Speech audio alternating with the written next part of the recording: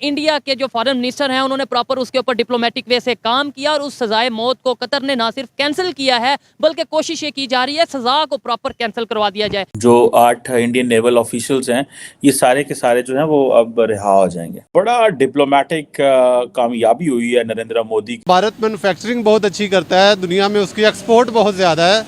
उस वजह से भारत का पाकिस्तान से बेहतर किरदार है दुनिया में और लोग उनकी इज्जत करते हैं दुनिया वाले। हम कहते हैं उनके लीडर्स किसी काम के नहीं, लेकिन उनके लीडर्स को पूरी दुनिया मानती है। जब दुनिया को ये पता हो कि नरेंद्र मोदी जो बात करेगा उसकी इस्टेब्लिशमेंट मुल्क की उसके पीछे खड़ी होगी और उस पर अमल किया जाएगा तो लोग उसकी बात सुनते हैं। सच तो ये है कि जो बकारी होता है ना उसकी इज्जत नहीं होती। यूरोप के अंदर भी हमारी कोई इज्जत नहीं और मिडल ईस्ट में भी हमारी कोई इज्जत नहीं। वो हमें मस्कीन समझते हैं और यूरोप वाले हमें यतीम समझते हैं। इंडिया ने बिहेव किया कि we are a power, never ever try to mess with us. हम वो नहीं है जो आप सोच रहे हैं। दोस्तों, आपको याद होगा मैंने इस पे पहले भी एक वीडियो में दिखाया तो बोला था कि कतर की इतनी औकात नहीं है कि भारत के किसी भी फौजी अफसर को, रिटायर्ड नेवल ऑफिसर को फांसी दे दे। दोस्तों, ये सिर्फ गिदड़ भपकियां थी, ये कुछ नहीं था। अभी तो हमने इनकी सिर्फ दवाइयां और चावल ही रोके हैं, थोड़ी सी गैस लेनी बंद करी है तो इनका ये हाल हो गया है। जिस दिन मोदी जी इसका टेटुआ दबा देते ना, चीटी की तरह मसल के रख देते अगर किसी को कुछ हो जाता तो। दोस्तों, आज भारत जो है वो प्रगति राह पे इतनी तेजी से आगे बढ़ रहा है कि दुनिया से बर्दाश्त नहीं हो रहा। पाकिस्तान तो वैसे ही आपको जानते हैं कल्पा रहता है, दुनिया देख नहीं पा रही कि हो क्या रहा है, इसलिए भारत को रोकने के लिए नए नए हथकंडे अपनाते हैं। लेकिन अभी तो हम सब अपनी जो सॉफ्ट पावर है उसी से इनको दबा रहे हैं। जिस दिन भारत को गुस्सा आ गया और जिस दिन भारत ने कुछ कर दिया उस दिन पता लगेगा दुनिया को कि भारत क्या है। छेड़ते हैं तो फिर भारत छोड़ता नहीं है, यह दुनिया जानती है। मोदी जी को दुनिया पहचानने लग गई है कि वो है क्या। दोस्तों, प्लीज कमेंट्स करके बताइएगा वीडियो कैसी लगी। वीडियो को लाइक कीजिएगा और चैनल को सब्सक्राइब जरूर कर लीजिएगा। Thank you very much. India की ट्रेड आपको पता है कि बहुत ज़्यादा जो है मिडिल ईस्ट के साथ है और इंडिया के बहुत सारे वर्कर्स जो हैं वो मिडिल ईस्ट में काम करते हैं। अगर इंडिया अपने वहाँ से वर्कर्स निकाल ले तो वहाँ पे उनके लिए अरब ममालिक में काम करना बड़ा मुश्किल हो जाएगा। अरब की जो इकॉनमी है वो डिस्टर्ब हो जाती है।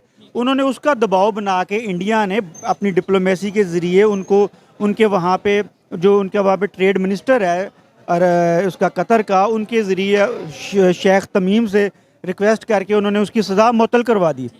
ये एक अच्छी डिप्लोमेसी है उनकी। चाइना ने एक पॉलिसी बनाई कि उन्होंने 25 साल के लिए 2.5 डिकेड के लिए किसी के साथ वॉर नहीं करनी। उसका फ़ायदा ये हुआ कि आज चाइना के एक्सपोर्ट्स देखें, चाइना के रिजर्व देखें। इंडिया ने भी इस बात को मद्देनजर रखते हुए मोदी उनकी एक्सपोर्ट्स को $900 बिलियन पे ले गया। इस साल वो $900 बिलियन एक्सपोर्ट करने जा रहे हैं। उनके फॉरेन रिजर्व जो हैं वो $650 बिलियन के प्लस जा रहे हैं। उनकी जो आईटी की एक्सपोर्ट्स हैं सिर्फ वो सऊदी अरब का जो अरामको है कंपनी जो है ऑयल की कंपनी, उससे ज़्यादा है। सच तो ये है कि जो बकारी होता है ना उसकी इज्जत नहीं होती।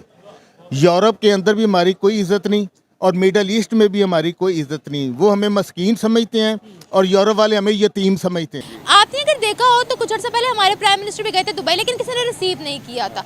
क्या वजह है इसकी? मैं बेस बताऊं, इसके पीछे बैकग्राउंड मुल्क का लेवल है। बैकग्राउंड जो है ना मुल्क का लेवल है। हमारे मुल्क का लेवल दुनिया में 0 है। सबको पता है कि दुनिया को पाकिस्तान से कोई फ़ायदा नहीं है। ना यहाँ पे टेक्नोलॉजी है, ना मईशत स्ट्रॉन्ग है। हमारा प्राइम मिनिस्टर या कोई हाई ऑफिशियल डेलीगेशन बाहर जाता है ना, वो इमदाद मांगने के लिए जाता है और वो अपनी जान छुड़ाते हैं। अब आप इंडिविजुअल लेवल पर आ जाएं, JS शंकर, उसकी क्वालिफिकेशन ये है कि वो रिटायर्ड फॉरेन सेक्रेटरी इंडियन वजारत खारजा का फुली ट्रेंड आदमी है। क्योंकि इतना बड़ा मुल्क है, वहाँ पे डायरेक्ट वजीर खारजा या प्राइम मिनिस्टर नहीं आते हैं, फुली ट्रेंड लोग आते हैं। अब बात यह है ना कि इंडिया की खुद इतनी बड़ी रिस्पेक्ट है दुनिया के अंदर। आपको मैंने पहले भी कहा है कि वो G20 का वो मेंबर है। G10 जो दुनिया का सबसे बड़ा ग्रुप है, 10 डेवलप्ड कंट्रीज़, इंडिया उसका मेंबर है। इंडिया ने अपनी मईशत इतनी स्ट्रॉन्ग की है कि 35 सूबों में से 20 सूबों में पॉवर्टी का ग्राफ 0 कर दिया है और बहुत तेज़ी से वो दुनिया को बीट करने जा रहा है। ठीक है, जब से उसने चांद पे लैंडिंग की है उसके बाद से और ज़्यादा वहाँ पर इन्वेस्टमेंट आ रही है। हम लोग सऊदी अरब से $1 अरब लेने के लिए हमारे यहाँ $1 अरब से ज़्यादा जहाज़ का पेट्रोल खर्च हो जाता है। हमारा पूरा जहाज़ बुक करके रिजर्व करके जाते हैं और उन्होंने 100 अरब डॉलर की वहाँ पर इन्वेस्टमेंट की है। IPL में शाह सलमान ने अपनी जेब से 30 अरब डॉलर की इन्वेस्टमेंट की है। उनका लेवल देखें क्या है, ठीक है। दुनिया को इंडिया से फ़ायदा है, सबसे बड़ी दुनिया की मार्केट है, सबसे बड़ा बिजनेस इंडिया को मिल रहा है, ठीक है। उनका फॉरेन रिजर्व 1000 अरब डॉलर से ऊपर है। GDP ग्रोथ उनका बहुत हाई लेवल पर है। चौथी बड़ी सुपर पावर है, मिलिट्री पावर है। तीसरी बड़ी मईशत है। तो इंडिया का हमारा किसी भी लेवल के ऊपर ना कोई कंपैरिजन नहीं है, ठीक है। उनका प्राइम मिनिस्टर कहीं जाता है ना तो उसका हाथ ऊपर होता है, नीचे नहीं होता है। याद होगा कि फर्स्ट ऑफ जो थी आई थिंक उसमें अमीर ऑफ कतर जो थे 1 दिसंबर if I am not wrong, अमीर ऑफ कतर जो थे उनकी दुबई में मोदी साहब से मुलाकात हुई थी। और मैंने तब भी ये कहा था, if you have been watching me, मैंने कहा था कि जो प्राइमरी एजेंडा था प्राइम मिनिस्टर मोदी के लिए कतर की अथॉरिटी से वो यही था।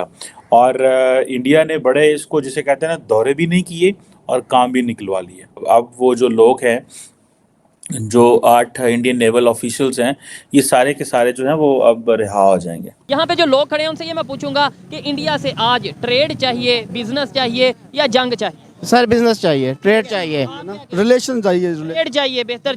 आप क्या कहोगे भैया आप क्या कहेंगे?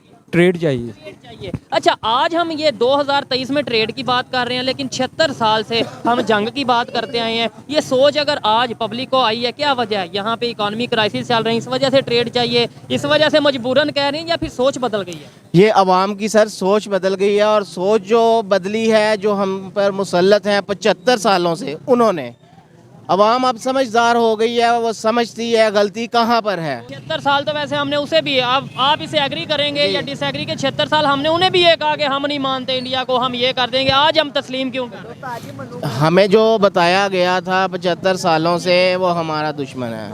हमें जंग की तरफ धकेला गया, अब आंखें खुल गई हैं अवाम की। हम अब जो है अवाम समझती है ट्रेड की तरफ आना है, बिजनेस की तरफ आना है। कोई भी लीडर है, जब वो आप लीडर होता है अवाम का सोचने वाला, आने वाली नस्लों का सोचने वाला, जिन लोगों ने अपना सोचना और अपने खजानों का सोचना और अपने बदले लेने हैं, इंतकाम लेना है, वो कभी भी पाकिस्तान का अच्छा नहीं हो सकता। हमारे में और उनमें फ़र्क क्या है? आज अगर वो दुनिया की 5वीं बड़ी, इंडिया दुनिया की 5वीं बड़ी इकॉनमी बन गए हैं, क्या आपको लगता है वो भी जंग की बात? सर मैं सिर्फ एक बात करूंगा, वो उन्होंने हर अदारे को अपनी लिमिट में रखा हुआ है। हमारे इधर जो अदारा, जिस अदारे के खिलाफ कोई बात करता है, वो अदारा अपना रिस्पॉन्स, अपने एविडेंस इस्तेमाल कर लेता है। अवाम उधर की उधर है, अदारे भी तरक्की कर रहे हैं, अदारे भी पावर में है, और हुक्मरान भी ऐसे ही है जो काम अच्छा करने लगता है उसकी सीढ़ी, उसकी टांग खींचते हैं, चल भाई तू घर, अगर सानू राजी नहीं करना तो असी तेनू राजी नहीं होंगे। अच्छा, अगर इंडिया का नाम लेने से हमारा कोई ट्रेंडिंग में आ जाती है चीज़, तो ये सोचे इंडिया से बिजनेस करने से वो बिजनेस भी हमारा कामयाब भाई।